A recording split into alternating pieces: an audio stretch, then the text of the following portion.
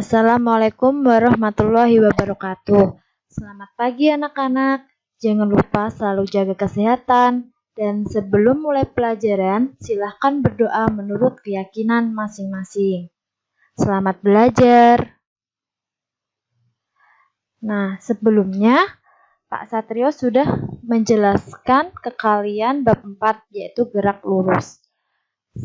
Sekarang dengan Bu Sinta akan mempelajari bab selanjutnya, yaitu bab 5, gerak parabola. Nah, di sini di gerak parabola ada kompetensi dasarnya, yaitu menganalisis gerak parabola dengan menggunakan vektor. Berikut makna fisiknya dan penerapannya dalam kehidupan sehari-hari. Di sini kita akan belajar gerak parabola akan dibagi menjadi 2 sesi, yaitu part pertama, analisis menggunakan gerak parabola menggunakan vektor.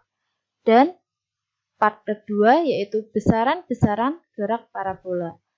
Nah, sebelum kalian mempelajari gerak parabola, alangkah lebih baiknya kalian harus memahami terlebih dahulu materi operasi vektor, gerak jatuh bebas, dan gerak lurus, yaitu mencakup gerak lurus beraturan dan gerak lurus berubah beraturan. Next. Nah, part pertama kita akan menganalisis gerak parabola menggunakan vektor. Nah, sebelumnya Ibu sampaikan ada fenomena gerak parabola di kehidupan sehari-hari. Misalnya, gerakan bola basket yang masuk ke ring. Coba kalian lihat. Gerakan bola basket ini akan membentuk lintasan setengah lingkaran. Kemudian ada gerakan bola voli. Bisa kalian lihat juga, gerakan bola voli ini juga membentuk lintasan setengah lingkaran. Dan gerakan bola golf setelah dipukul, jika kalian amati juga akan membentuk lintasan setengah lingkaran. Nah, gerakan bola basket, gerakan bola voli, dan gerakan bola golf itu disebut dengan gerak parabola. Karena apa? Karena lintasannya seperti lintasan setengah lingkaran atau juga disebut dengan gerak parabola.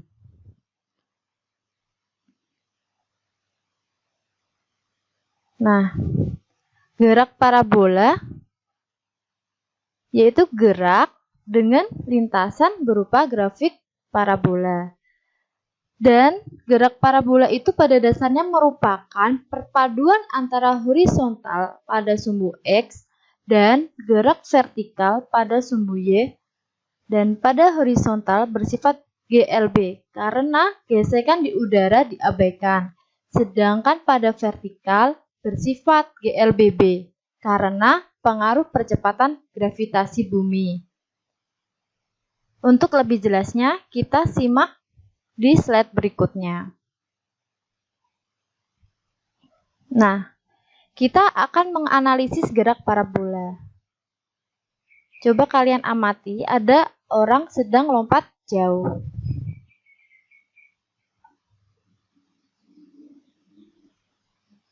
Kemudian ada meriam yang sedang ditembakkan. Sekarang kita amati orang yang sedang lompat jauh terlebih dahulu.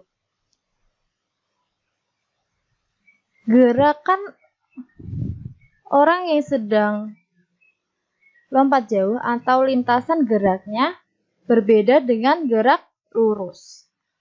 Di gerak parabola, lintasannya berupa lintasan parabola. Dikarenakan apa? Dikarenakan ada sudut elevasi. Kemudian, di gerak parabola terdapat 2 komponen gerak, yaitu komponen gerak di sumbu X secara horizontal dan komponen gerak pada sumbu Y, yaitu gerak vertikal. Kemudian, pada gambar terlihat pada simbol X dan Y. Komponen-komponen diantaranya memiliki arah yang berbeda.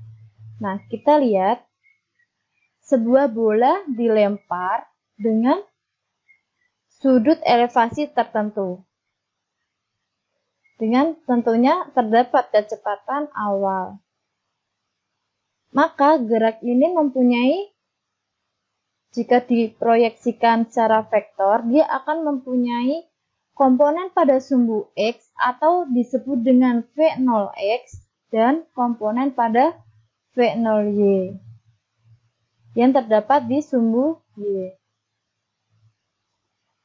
Nah, dalam gerak parabola, komponen sumbu X itu merupakan GLB karena kecepatannya di sumbu horizontal pada titik ataupun posisi tetap. Sehingga kecepatan di semua titik itu sama dengan kecepatan awalnya. Jadi, ketika benda berada di posisi awal maupun posisi tertinggi dan posisi terakhir, dia akan memiliki kecepatan yang tetap. Dikarenakan dia merupakan gerak lurus beraturan atau kita sering sebut dengan GLB. Nah, secara matematis nilai didapatkan dengan persamaan V0X sama dengan V0 cos alpha.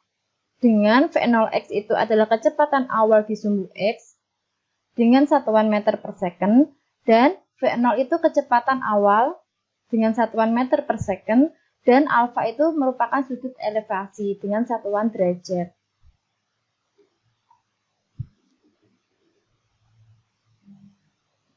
Nah, di bab sebelumnya kalian sudah mempelajari tentang gerak lurus beraturan. Nah, pada gerak parabola komponen X itu juga kalian menggunakan konsep gerak lurus beraturan juga. Jika di kecepatan geraknya itu gerak lurus beraturan adalah konstan atau bisa ditulis Vx sama dengan V, maka di gerak parabola pada komponen X juga menggunakan persamaan V0X sama dengan V.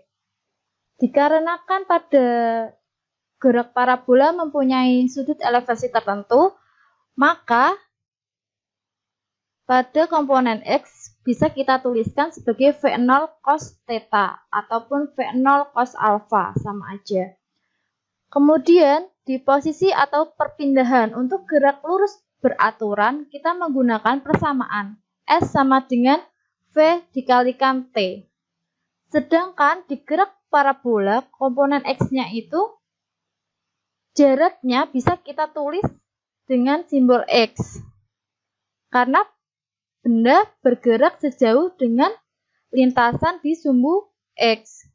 Maka kita tuliskan kecepatan di sini kita akan mensubstitusikan V0 cos theta. Dikarenakan kecepatannya konstan, kita masukkan aja, kemudian dikalikan waktu yang diperlukan. Nah, jika ada komponen sumbu X, maka harus ada komponen di sumbu Y. Perbedaannya, jika sumbu X merupakan komponen GLB, sumbu Y atau arah vertikal, komponen gerak merupakan GLBB. Jadi, jika di komponen sumbu X itu GLB, maka di komponen sumbu Y kali ini adalah GLBB. Nah, kemudian perbedaan sumbu X dengan sumbu Y ialah simbol perpindahan atau jarak pada sumbu X. Jika pada sumbu X itu ditunjukkan dengan S, sedangkan pada sumbu Y ditunjukkan dengan Y. Secara matematis, kecepatan awal pada sumbu Y dapat dirumuskan sebagai V0Y sama dengan V0 sin alfa. Dengan keterangan V0Y itu kecepatan awal di sumbu X dengan satuan meter per sekon, dan V0 itu kecepatan awal dengan satuan meter per sekon, dan alfa itu sudut elevasi dengan satuan derajat. Kemudian, pada sumbu Y berlaku persamaan GLBB sehingga dipengaruhi oleh besar percepatannya. Dalam hal ini, percepatan yang dipakai adalah percepatan gravitasi bumi. Nah, di sumbu Y kita akan menggunakan persamaan GLBB diperlambat yaitu dengan persamaan V0Y dikalikan T minus setengah GT kuadrat. Dengan mensubstitusikan V0Y itu sebagai V0 sin alfa. Bisa ditulis yaitu Y sama dengan V0 sin alfa kali T min setengah GT kuadrat. Seperti itu. Nah, besar kecepatan pada sumbu Y karena dia merupakan gerak lurus berubah beraturan, maka setiap posisi besarnya akan berubah.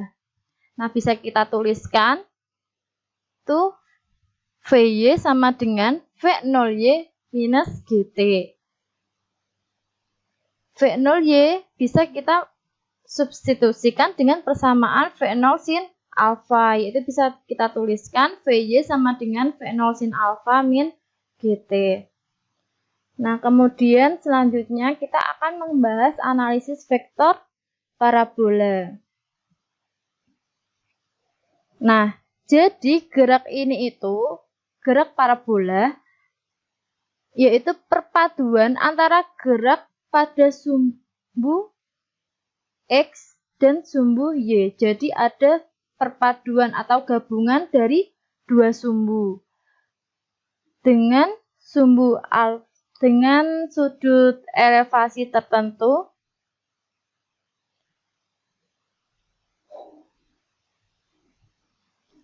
Nah, sebelumnya kalian harus mengetahui apa itu GLB dan GLBB.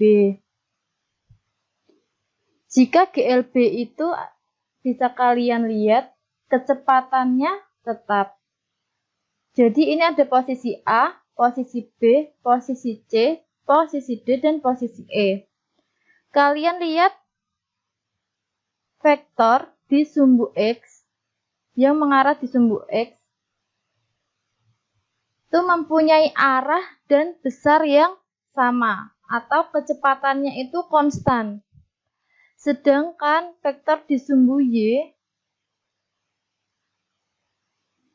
dia merupakan GLBB karena kecepatannya itu berubah tiap waktu dan arahnya juga berubah.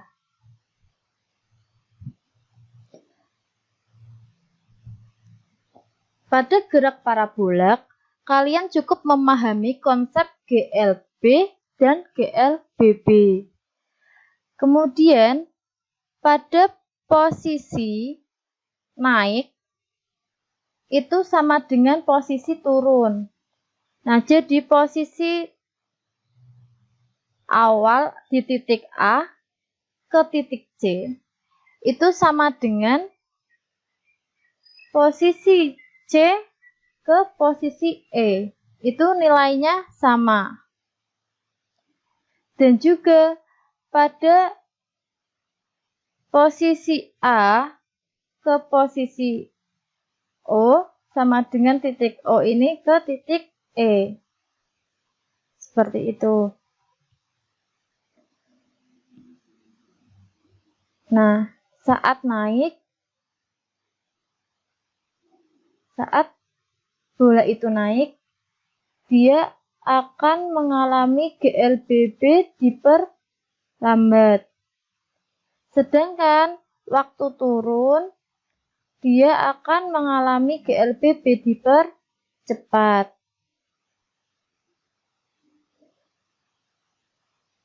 Kemudian,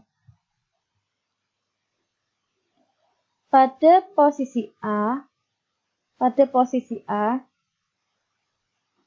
dengan sudut elevasi tertentu, dia akan mempunyai kecepatan sebesar V0.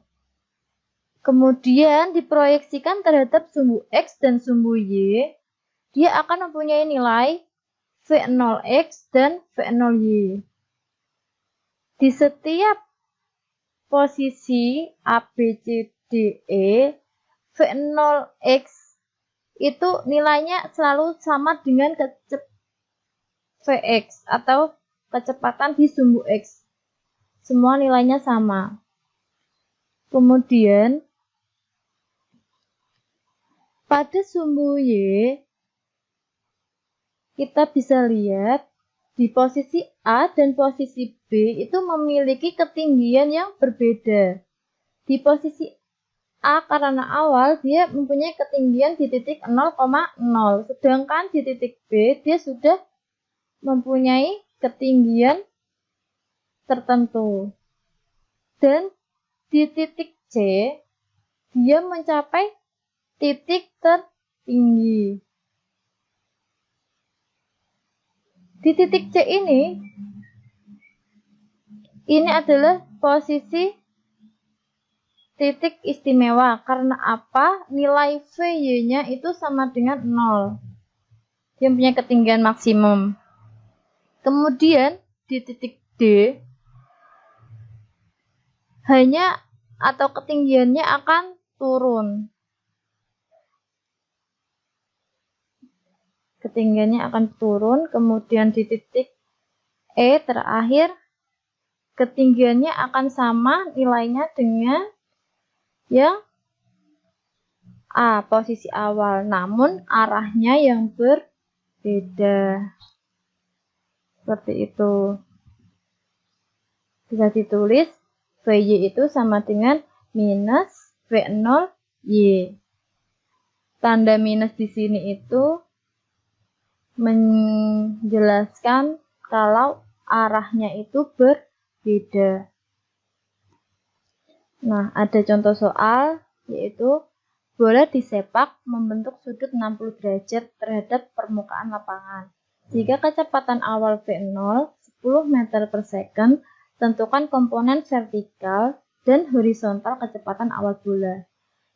Kita kerjakan yang diketahui dulu. Diketahui apa ini? Sudut, elevasi sudut. Bisa kita tulis sudut theta 60 derajat. Kemudian apalagi kecepatan awal atau V0 10 meter per second. Kemudian ditanyakan yaitu komponen vertikal dan horizontal kecepatan awal, yaitu berarti V0x dan V0y. Nah, kemudian kita gambar dengan sudut elevasi 60, sin tetanya, sin theta itu adalah V0y per V0, atau bisa kita tulis tadi di persamaan sebelumnya yaitu V0y sama dengan V0 sin theta, sedangkan cos theta itu adalah V0x per V0. Kemudian komponen horizontal kecepatan awal, komponen horizontal berarti di sumbu X. Berarti V0x sama dengan V0 cos theta. Kita masukkan nilainya 10 meter per second dikalikan cos 60 derajat. Nah, cos 60 derajat itu nilainya adalah setengah, maka V0x nilainya adalah 5 meter per second. Kemudian komponen vertikal kecepatan awal bola terhadap sumbu Y, berarti V0y sama dengan V0 sin theta. Kita masukkan nilainya, sin 60 itu adalah setengah akar 3, jadi V0y itu nilainya 5 akar per 3 meter per second. Kemudian di sini ada lembar diskusi siswa, dikumpulkan hari Senin tanggal 26 Oktober 2020. Nah, kompetensi dasarnya itu menganalisis gerak parabola dengan menggunakan vektor. Berikut makna fisiknya dan penerapannya dalam kehidupan sehari-hari. Tujuannya itu melalui diskusi ini itu diharapkan peserta didik paham mengenai gerak parabola dalam kehidupan sehari-hari. Nah, permasalahannya itu kalian didiskusikan permasalahan berikut. Ini ada orang sedang menendang bola dengan lintasan seperti ini. Kemudian persoalannya saat kalian menendang bola, terutama laki-laki khususnya mengumpan bola, bola akan melambung membentuk sebuah lintasan. Lintasan apakah itu? Kemudian mengapa bisa demikian? Terus faktor apa yang mempengaruhi hal tersebut?